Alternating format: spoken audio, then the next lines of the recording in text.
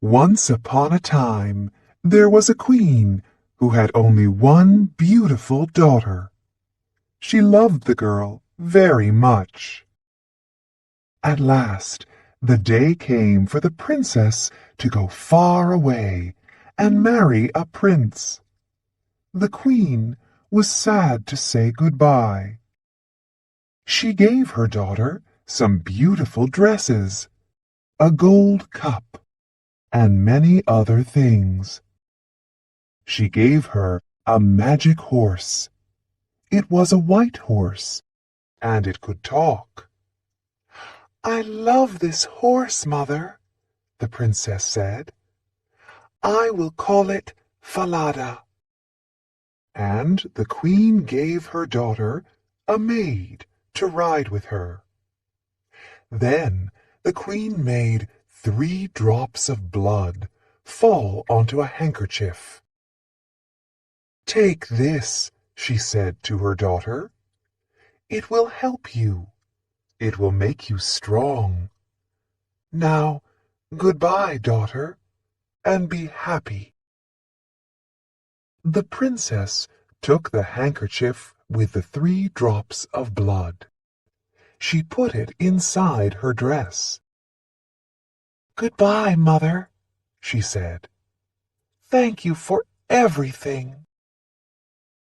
The queen watched them ride away down the long hill.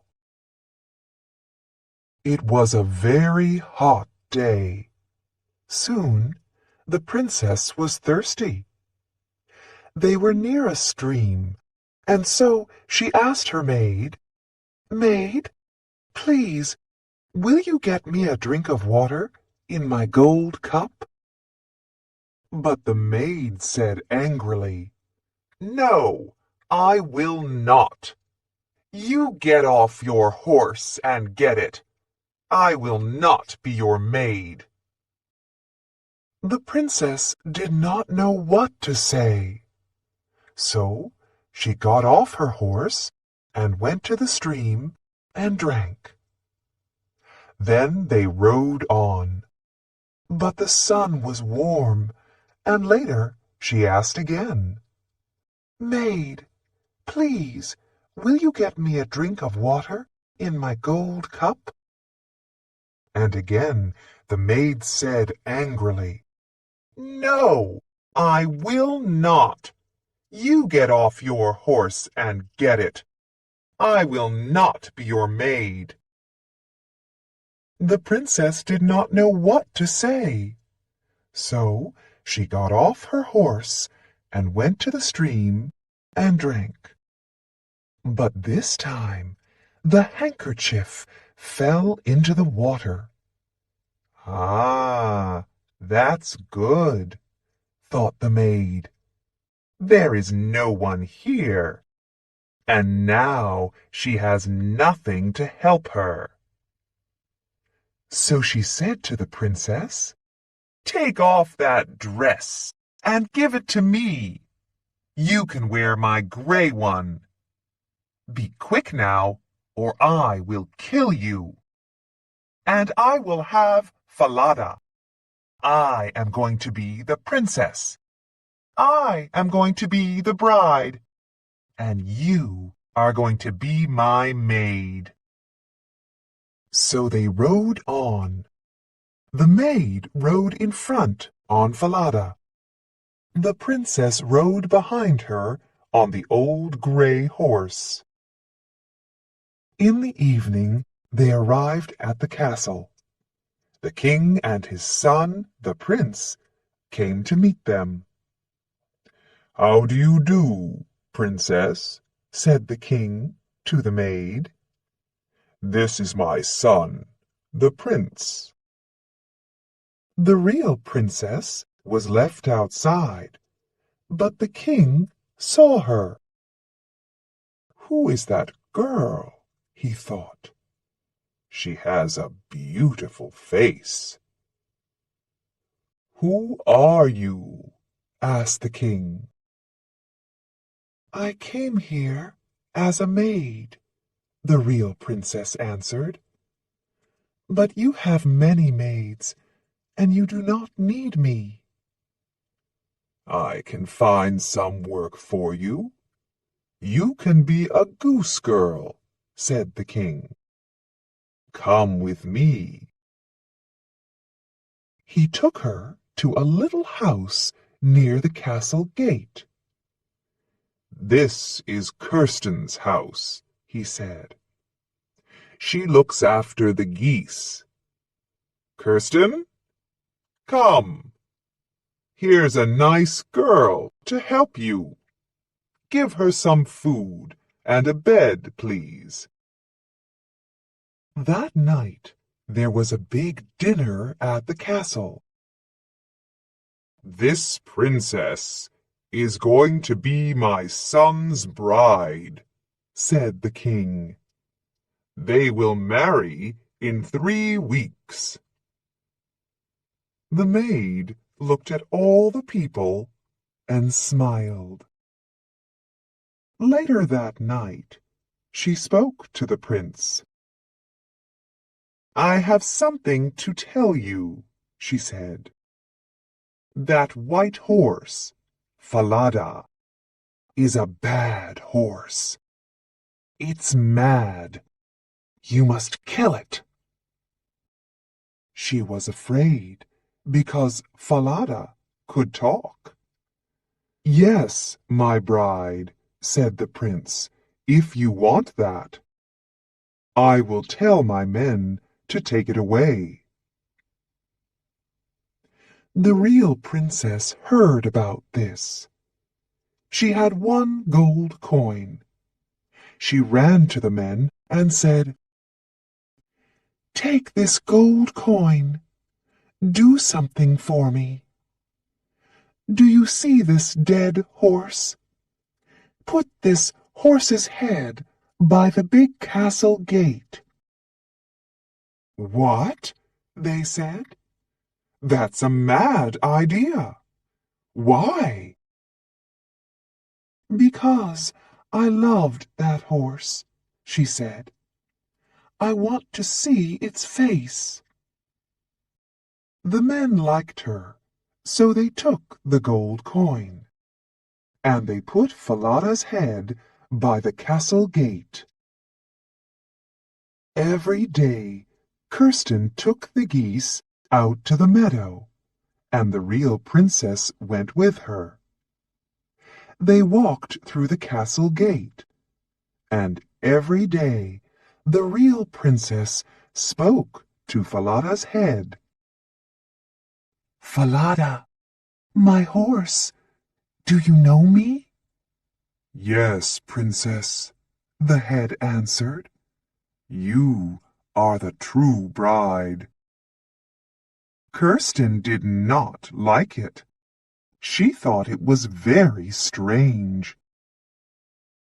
Every day the real princess brushed her long gold hair, and Kirsten always said, "Give me some of your hair. Oh, come on, cut some off and give it to me." And the real princess always said, "No, Kirsten, stop it." But Kirsten wouldn't stop it. So the real princess had to sing to the wind. "Blow, wind, blow," she sang. "Blow Kirsten's hat, blow it over there, so I have time to brush my hair." Then a wind came and blew Kirsten's hat off. Kirsten had to run all over the meadow. Then the real princess had time to brush her hair. All this made Kirsten angry. "You're strange," she said to the princess. "Who are you? You talk to the wind. You talk to a dead horse's head. You're mad. You're a mad girl. I'm going to tell the king about you." So Kirsten went to the king and said, "Listen, that girl is mad.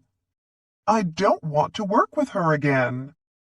Every day she talks to a dead horse's head, and it talks back to her. And she sings to the wind. She asks the wind to blow my hat off. I have to run all over the meadow." Said the king. "I want to come and see this." So the next day the king hid and watched, and he saw that it was true. The king heard the real princess speak to Falada's head. "Falada, my horse, do you know me?" "Yes, princess, you are the true bride." And in the meadow the king heard her sing to the wind. "Blow, wind, blow," she sang. "Blow Kirsten's hat, blow it over there, so I have time to brush my hair." He saw Kirsten's hat blow off, and he saw her run all over the meadow. That evening the king said, "Who are you? I watched you today. I saw some very strange things. What is your story?" "Oh," answered the princess, "I cannot tell you my story. She will kill me if I tell you anything." The king thought. Then he said, "I see. You are too afraid to tell me. You can't tell me. All right. I will go out of the room, and you can tell your story to this old cupboard." The princess needed to speak, so she got inside the old cupboard. It was dark, but it was warm, and in the dark she told her story. The king listened through a hole in the wall. He heard all she said. "I am the real princess, the true bride. My maid is going to marry the prince. She took my dress. She took my horse, Falada. She rode it here. She made me ride behind her. I have no one to help me. She will kill me if I tell anyone." Then the king said, "Do not be afraid. Come with me. It is time to make everything right." The king found the prince and all the people in the castle. "Now," he said, "listen carefully and do not say a word."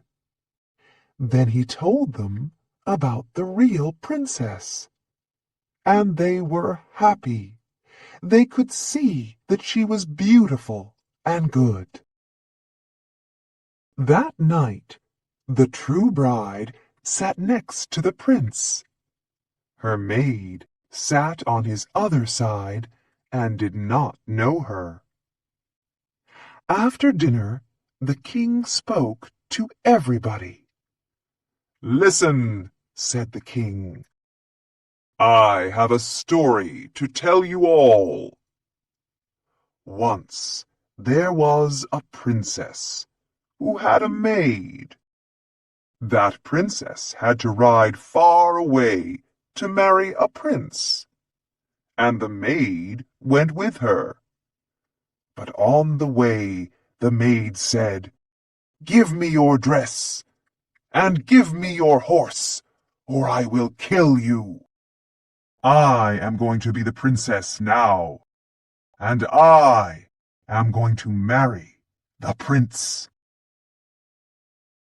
Then the king went up to the maid and said, "Tell me what you think about this."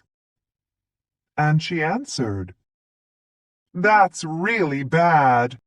Put that bad maid on a horse, a mad, bad horse, and let the mad, bad horse throw her into the sea."